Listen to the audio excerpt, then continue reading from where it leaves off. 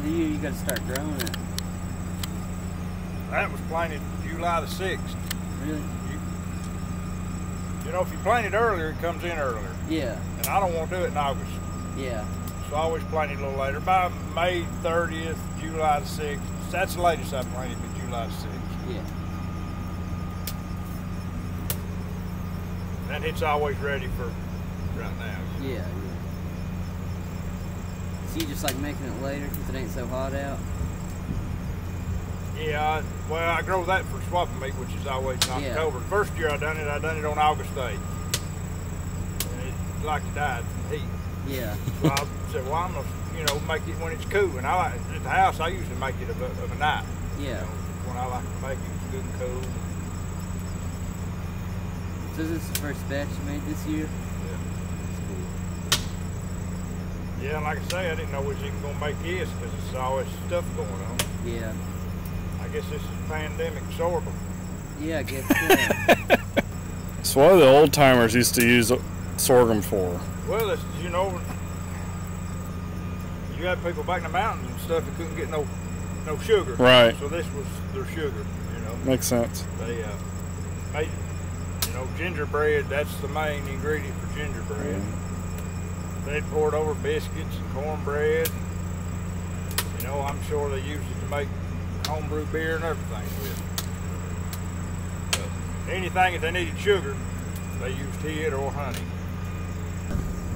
I've seen a bunch of them old pictures and they'll be like 20, 50 people just having a big old event. But well, that's their fun, They didn't have nothing to do.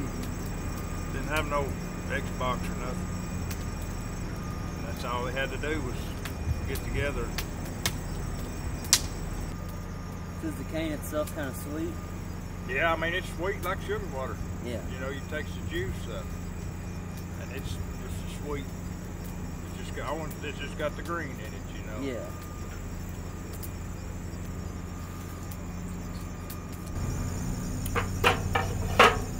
See, this stuff here is all the impurities on it.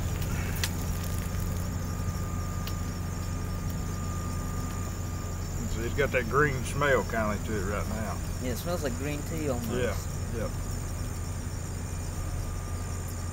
How many jars do you reckon you'll be able to get out of this? Oh, this? Yeah.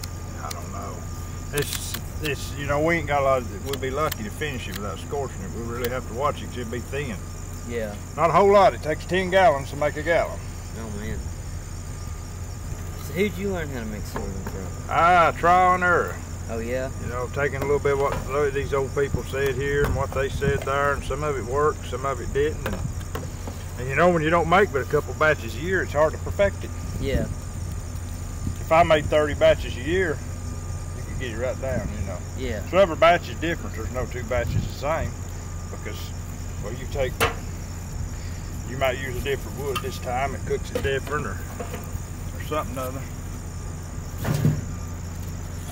Fire is one of the important things to it. You got to have a good fire. Keep it boiling. If you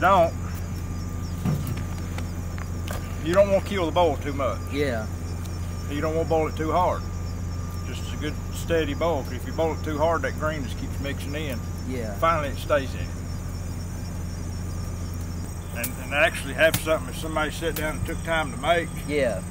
I mean, it's a big deal to them is what I figure, That's how I see it in my mind. Because everything they get store-bought and processed.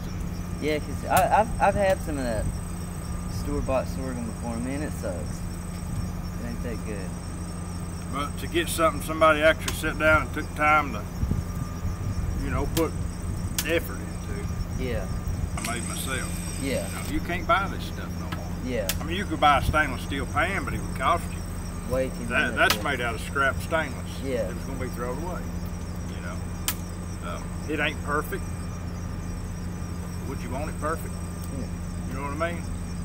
Yeah, it's like I got a... Everything's got its own character.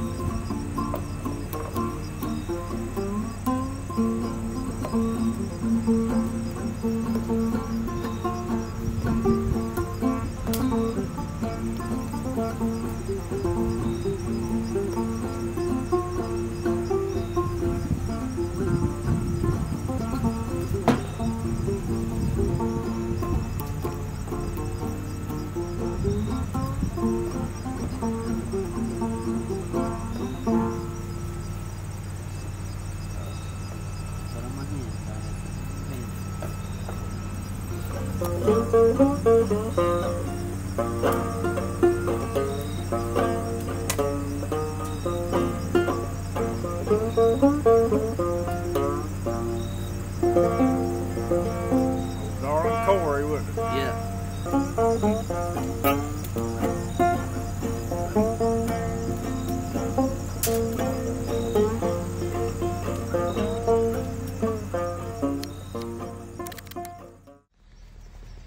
My name's Gary Branson. I live in Harlan, lived here my whole life, and this will make the 12th year that I've been making sorghum.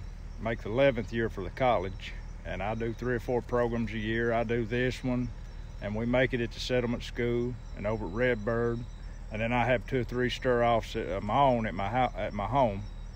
And I just like to do this because nobody does it anymore. I mean, there's more people now doing it than there was when I started. And then a lot of people do it for 2 or 3 years and wind up how much work it is, and then I'm the only one left doing it. So I like to do it because I like the old ways, and I just try to keep them alive.